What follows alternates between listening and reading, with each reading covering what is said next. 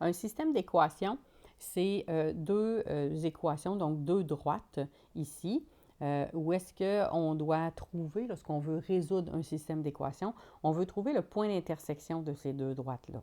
Donc, graphiquement, ce que ça aurait l'air, c'est qu'on aurait deux droites dans le graphique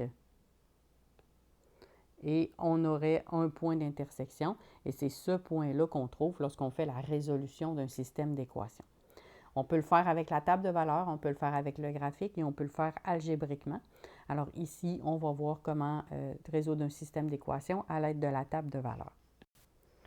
Alors ici, on a deux équations. Donc la première droite qui est y est égale à 2x plus 3 et la deuxième qui est y est égale à moins x plus 9. Alors on va faire les deux tables de valeurs. En fait, on va faire une grosse table de valeurs avec les x dans la première colonne, les y et les y2 ensuite dans la deuxième et dans la troisième, pour avoir les mêmes valeurs de x dans les y et les y2. Alors, normalement, les x, c'est nous qui les identifions.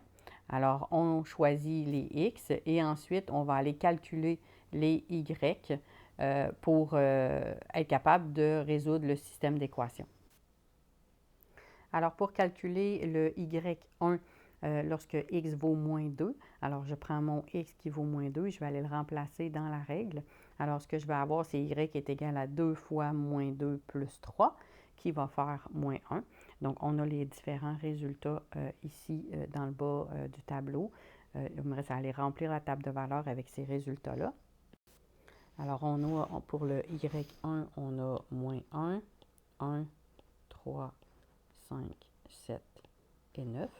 Et pour le y2, on a 11, 10, 9, 8, 7 et 6. À l'aide de ces résultats-là, on peut aller retrouver dans la table de valeurs quand est-ce qu'on a deux points identiques. Alors, on a deux points identiques lorsqu'on a deux y qui sont pareils pour un même x. Donc, ici, lorsque le x vaut 2, le y vaut 7 dans les deux équations. Alors, la solution de ce système-là, c'est le point 2, 7. Donc, celui-là, c'est le point d'intersection. Ça se trouve être la solution du système. Alors, le défaut avec les tables de valeurs, c'est que si vous ne choisissez pas les bons x, ça se peut que vous ne tombiez pas sur deux y qui sont pareils. Donc, ça se trouve être des essais et des erreurs jusqu'à ce qu'on arrive dessus. Alors, ce n'est pas la méthode idéale. C'est pratique lorsque les tables de valeurs sont déjà faites et qu'on voit tout de suite le résultat à l'intérieur du système d'équations.